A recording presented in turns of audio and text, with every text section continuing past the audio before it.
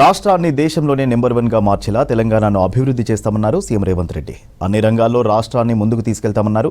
గత పాలకులు చేసిన పాపాలే వారిని ఇంట్లో కూర్చోబెట్టేలా చేశాయన్నారు. బీజేపీ బీఆర్ఎస్ మధ్య చీకటి ఒప్పందాలున్నాయని ఆరోపించారు. 10 ఏళ్లు పాలించినా ఏ రంగంలోనూ అభివృద్ధి చేయలేదని విమర్శించారు.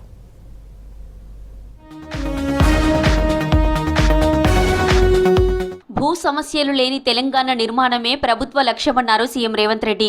శిక్షణ పూర్తి చేసుకున్న 3456 మంది లైసెన్స్డ్ భూ సర్వేయర్లకు హైదరాబాద్ శిల్పకళా వేదికలో నియామక పత్రాలు అందజేశారు. బీఆర్ఎస్ పాలకులు తెచ్చిన ధరణి చట్టం కొంతమంది దొరలకు మాత్రమే చుట్టంగా మారిందన్నారు. భూ సమస్యలకు శాశ్వత పరిష్కారం తేవడమే లక్ష్యంగా లైసెన్స్ సర్వేయర్ల వ్యవస్థ తెచ్చినట్లు తెలిపారు రేవంత్. ఈ ధరణి దరిద్రం ఒక ఎంఆర్ఓను పెట్రోల్ పోసి తగలబెట్టిన చరిత్ర ఈ తెలంగాణలో ఉంది.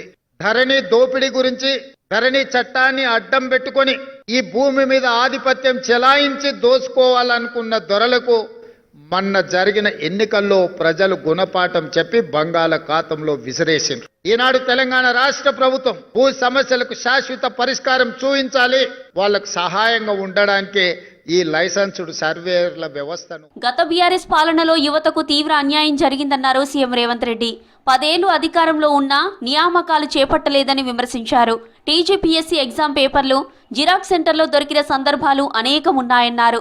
కానీ కాంగ్రెస్ ప్రభుత్వం అధికారంలోకి రాగానే టీజీపీఎస్సీని ప్రక్షాళన చేసిందని గుర్తు చేశారు. ఎన్ని ఆటంకాలు సృష్టించినా నియామకాలు పూర్తి చేస్తున్నట్లు చెప్పారు సీఎం రేవంత్ రెడ్డి. నిధులు నియామకాలని చెప్పి 10 సంవత్సరాలు అధికారంలోకి వచ్చిన వాళ్ళు ఈనాడు సమస్యలను పరిష్కరించకపోవడం ఇంకా చిక్కుముళ్లుగా తయారని ఈ ప్రభుత్వం వచ్చిన తర్వాత తెలంగాణ పబ్లిక్ సర్వీస్ కమిషన్ని ప్రక్షాళన చేసినాం. నూతన చైర్మన్లను సభ్యులను నియమించినాం. ఎల్బీ స్టేడియంలో ఎక్కడైతే మాకు ఉద్యోగ ప్రమాణ స్వీకారం చేసినామో అక్కడనే మొదటి సంవత్సరంలో ఈ ఉద్యోగ నియామక పత్రాలు అందించి 4 కోట్ల తెలంగాణ ప్రజల సాక్షిగా మొదటి సంవత్సరంలో 60,000 ఉద్యోగ నియామకాలు ఇచ్చినాం. బీజేపీకి బీఆర్ఎస్ పార్టీ బి టీమ్ గా పనిచేస్తోందన్నారు సీఎం రేవంత్ రెడ్డి. లోక్సభ ఎన్నికల్లో బీఆర్ఎస్ ఓట్లు బీజేపీకి ట్రాన్స్ఫర్ అయ్యాయని చెప్పారు. హైదరాబాద్ చార్మినార్ దగ్గర రాజీవ్ గాంధీ సద్భావన అవార్డును కాంగ్రెస్ సీనియర్ నేత సల్మాన్ ఖుర్షీద్ కు అందజేశారు. బీజేపీ బీఆర్ఎస్ మధ్య చీకటి ఒప్పందాలున్నాయని తెలిపారు. పేదలకు రిజర్వేషన్లు పెరగకుండా కుట్రలు చేస్తున్నారని మండిపడ్డారు సీఎం రేవంత్ రెడ్డి.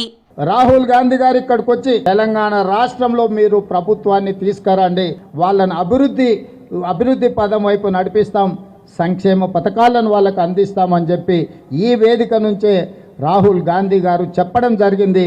అందుకే ఈనాడు వారిని స్ఫూర్తిగా తీసుకొని తెలంగాణ రాష్ట్ర ప్రభుత్వం ఎస్సీ కేటగరైజేషన్ చేయడమే కాదు, బీసీ కులగణన 100 సంవత్సరాల సమస్యకు ఈనాడు మనం పరిష్కారం చూపించడం జరిగింది.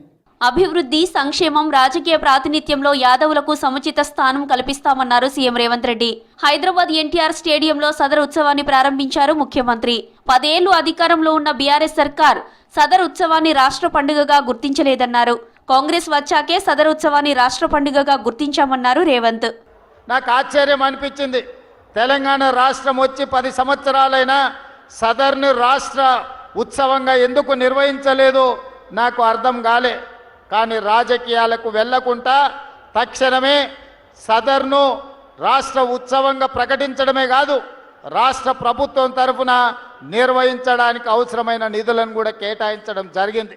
రాష్ట్రాల శాసనసభలకు పోటీ చేసే వయో పరిమితిని 25 ఏళ్ల నుంచి 21 ఏళ్లకు తగ్గించాల్సిన అవసరం ఉందని అభిప్రాయపడ్డారు సీఎం రేవంత్ రెడ్డి.